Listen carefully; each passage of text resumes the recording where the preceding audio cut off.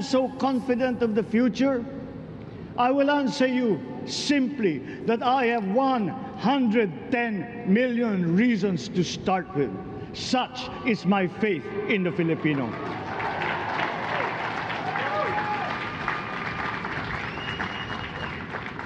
Believe, have hope. The sun also rises like it did today and as it will tomorrow. And as surely as that, we will achieve the country all Filipinos deserve. Our future we decide today. Yesterday cannot make that decision anymore, nor can tomorrow delay it. The sooner we start, the surer and quicker the prospect of achieving our future. My father built more and better roads, produced more rice than all administrations before his. President Rodrigo Roa Duterte built more and better than all the administrations succeeding my father's. Lisa Araneta and my children, Alexander, Sandro, Simon, and Vincent. I cannot proceed without a special greeting, of course, to the former First Lady Imelda Romualdez Marcos.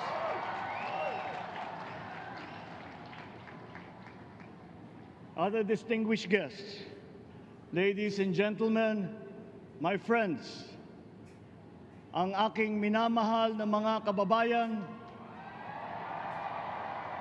magandang tanghali po sa inyong lahat. This is a historic moment for us all. I feel it deep within me. You, the people, have spoken, and it is resounding. When my call for unity started to resonate with you, it did so because it echoed your yearnings, mirrored your sentiments, and expressed your hopes for family, for country, and for a better future. That is why it reverberated and amplified as it did, to deliver the biggest electoral mandate in the history of Philippine democracy.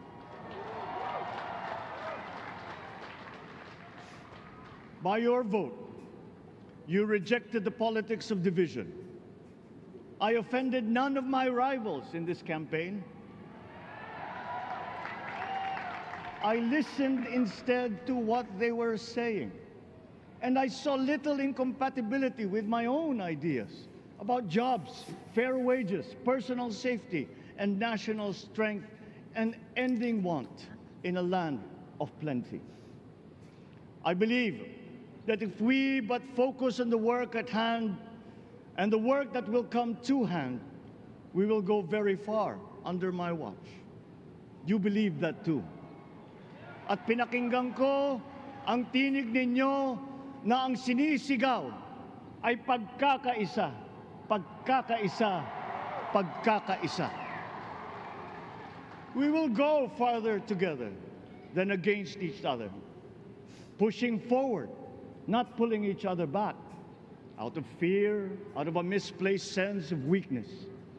But we are the furthest from weak. The Filipino diaspora flourishes even in the most inhospitable climes, where they are valued for their quality.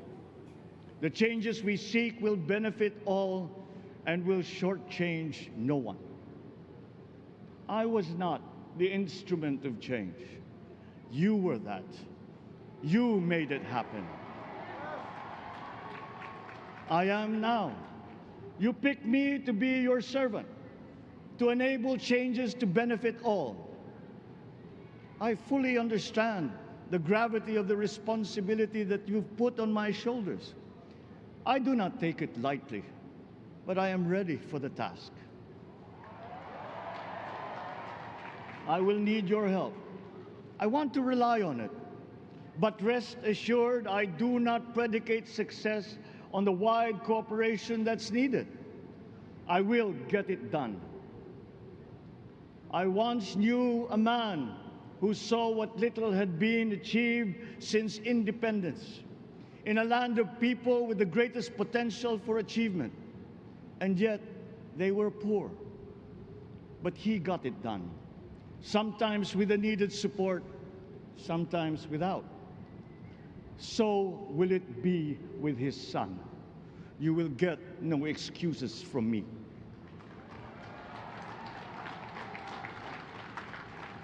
I am here not to talk about the past.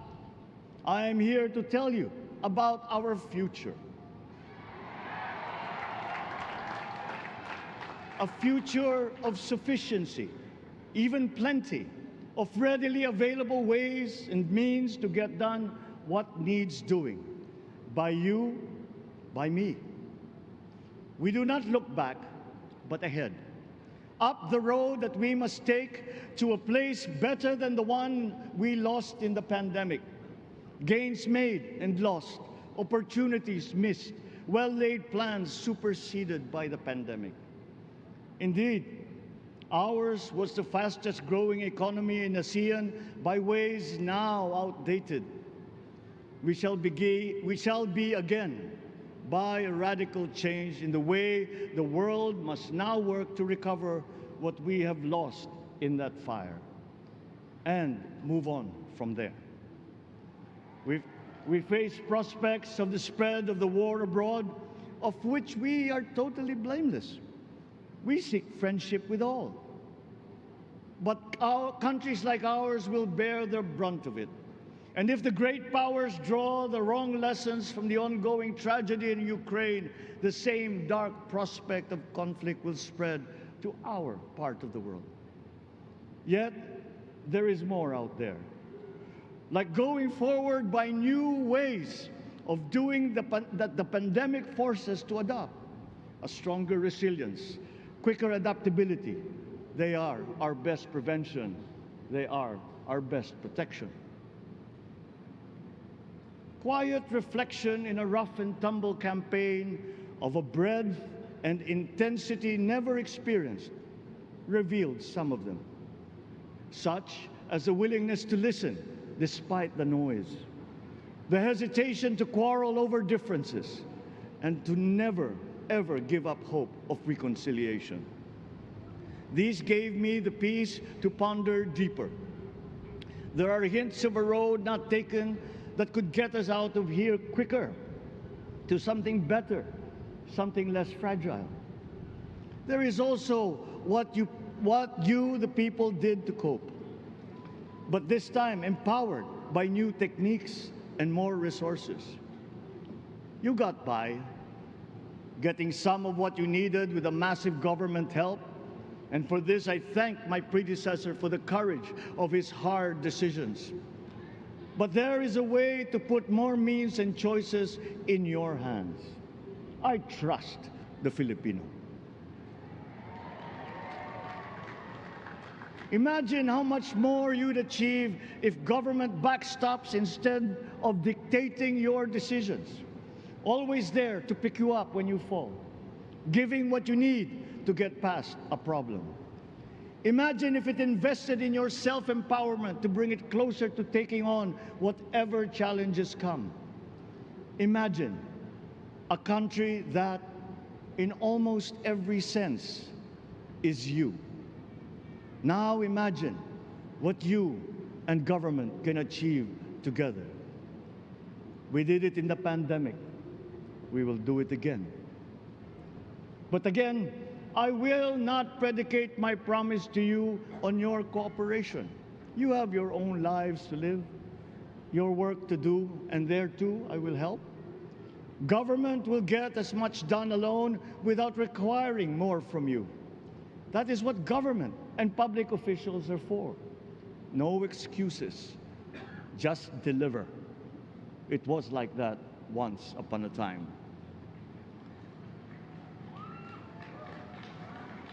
I did not talk much in this campaign.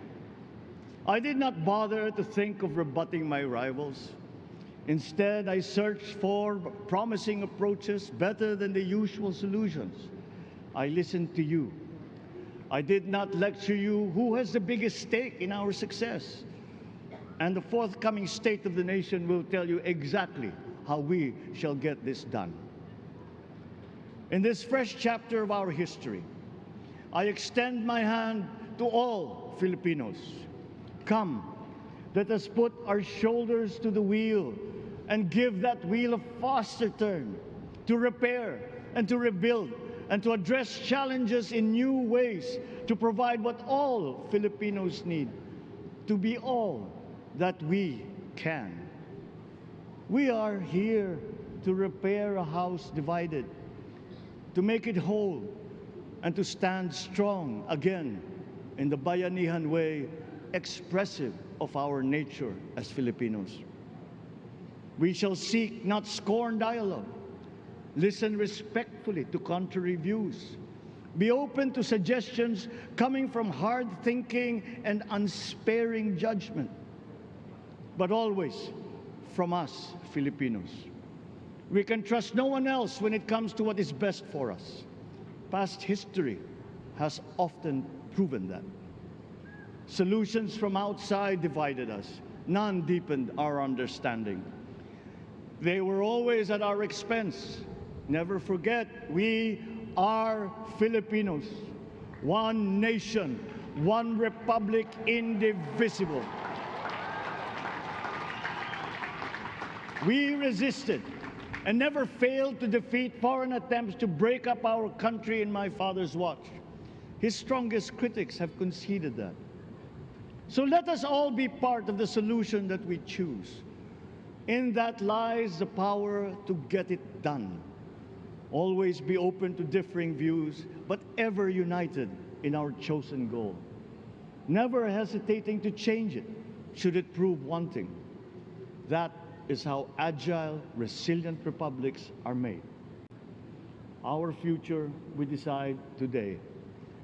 Yesterday cannot make that decision anymore, nor can tomorrow delay it. The sooner we start, the surer and quicker the prospect of achieving our future. These are troubling times. What's happening to others can happen to us, but it will not. We see what's happening. We are witness to how it is being stopped, and we have seen the glory that crowns struggle against all odds. Giving up is not an option. We've been through times of bitter division, but united, we came through to this when it shall begin again, but better. The campaigns I've run have taken me here where I stand today. I listened to you, and this is what I have heard. We all want peace in our land. You and your children want a good chance at a better life in a safer, more prosperous country. All that is within reach of a hard-working, warm, and giving race. Your dreams are mine. Pangarap nyo ay pangarap ko. How can we make them come true? How can we do it together? But I will take it as far as anyone with the same faith and commitment can, as if it depended entirely on himself. Sa pangarap na maging mapayapa ang ating bansa, ang pangarap nyo ay pangarap ko. Sa pangarap na maging maunlad ang ating bansa, ang pangarap nyo ay pangarap ko. At sa pangarap na maging mas masinang ang kinabukasan natin at ng ating mga anak, ang pangarap nyo ay pangarap ko. We are presently drawing up a comprehensive, all-inclusive plan for economic transformation. We will build back better by doing things in the light of the experiences that we have had, both good and bad. It doesn't matter. No looking back in anger or nostalgia. In the road ahead, the immediate months will be rough, but I will walk that road with you. The pandemic ravaged bigger economies than ours. The virus is not the only thing to blame. What had been well built was torn down. We will build it back better. The role of agriculture cries for the urgent attention that its neglect and misdirection now demands. Food self-sufficiency has been the key promise of every administration. None but one delivered. There were inherent defects in the old ways and in recent ways too. The trade policy of competitive advantage made the case that when it comes to food sufficiency, a country should not produce but import what other countries make more of and sell cheapest. Then came Ukraine. The most vulnerable when it comes to food are the countries furthest away from the conflict, those bearing no blame for provoking it. Yet they face the biggest risk of starvation if financial aid is poured into them, though it never just a trade commodity. Without it, people weaken and die. Societies come apart. It is more than a livelihood. It is an existential imperative and a moral one. An agriculture damaged and diminished by unfair competition will have a harder time or will have no prospects at all of recovering. Food sufficiency must get the preferential treatment the richest free trade countries always gave their agricultural sectors. Their policy boils down to don't do as we do. Do what we tell you to. I am giving that policy the most serious thought if it doesn't change or make more allowances for emergencies with long-term effects. There is a parallel problem in our energy supply. Sufficient fossil fuel-free technology for whole economies has yet to be invented. And it is not seriously tried by rich countries. Again, consider the response of the richest countries to the war in Ukraine. But surely, a free world awash with oil can assure supplies. Or we will find a way. We are not far from oil and gas reserves that have already been developed. What we teach in our schools, the materials used must be rethought. I am not talking about history. I'm talking about the basics, the sciences, sharpening theoretical aptitude and imparting vocational skills, such as in the German example, alongside the national language with equal emphasis and facility in a global language, which we had and lost. Let us give OFWs all the advantages we can for them to survive and to thrive.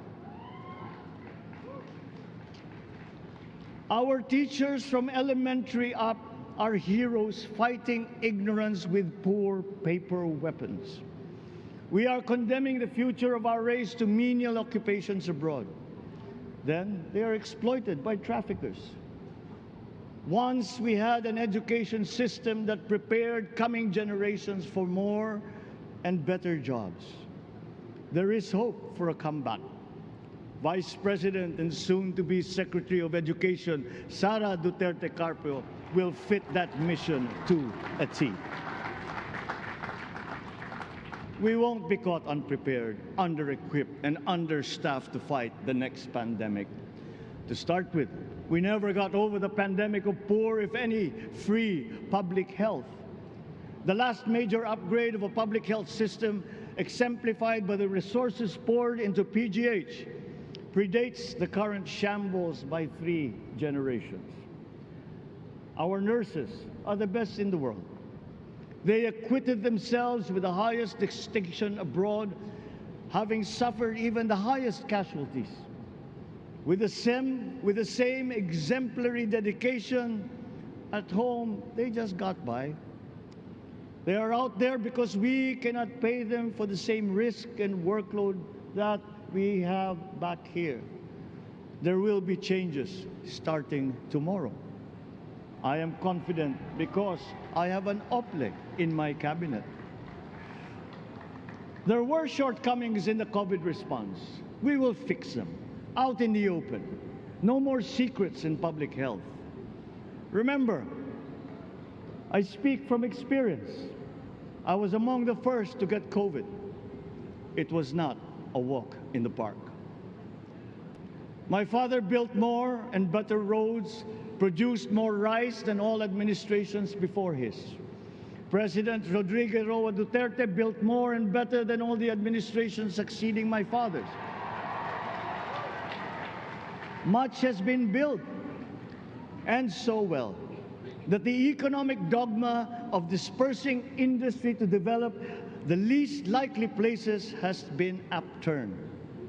Development was brought to them.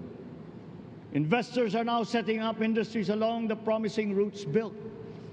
And yet, the potential of this country is not exhausted. Following these giant steps, we will continue to build. I will complete on schedule the projects that have been started. I'm not interested in taking credit. I want to build on success that's already happening. We will be presenting the public with a comprehensive infrastructure plan. 6 years could be just about enough time. No part of our country will be neglected. Progress will be made wherever there are Filipinos, so no investment is wasted. The recovery of Philippine tourism, with its emphasis on accessing nature's beauty, I am sure will exceed expectations. And bigger is not always better, but there's something to be said for economies of scale. And yet the country invites investments in fast-rising industries with quick returns and inflicts irreparable damage for future generations. We have yet to see large-scale practical solutions to pollution, though some are beginning to emerge. But there are tried and proven new ways of mitigation. Blades have been turning over the sand dunes of Ilocos Norte, harnessing a power all around but unseen long before this day. I built them. The rich world talks a great deal but does a lot less about it than those with much less, but who suffer more death and destruction from climate change and lack of adaptation. We will look to our partners and friends to help the Philippines, who, despite having a very small carbon footprint, is at the highest risk. First, spare victims, then help them recover, and move on to lessen the harmful impact of climate change. We too have our part to play. We are the third biggest plastics polluter in the world, but we won't shirk from that responsibility. We will clean up. You will not be disappointed, so do not be afraid. With every difficult decision that I must make, I will keep foremost in my heart and in my mind the debt of gratitude I owe you for the honor and responsibility that you have conferred on me. Whatever is in a person to make changes for the better of others, I lay before you now in my commitment. I will try to spare you. You have your other responsibilities to carry. But I will not spare myself from shedding the last bead of sweat or giving the last ounce of courage and sacrifice.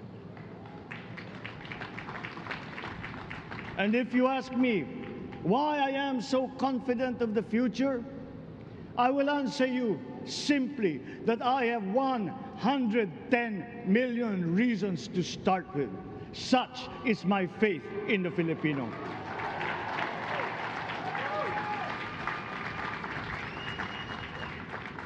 Believe, have hope. The sun also rises like it did today and as it will tomorrow. And as surely as that, we will achieve the country all Filipinos deserve. God bless the Philippines. God bless our work. Maraming salamat po sa inyong lahat. Mabuhay ang Pilipinas. Magandang tanghali po.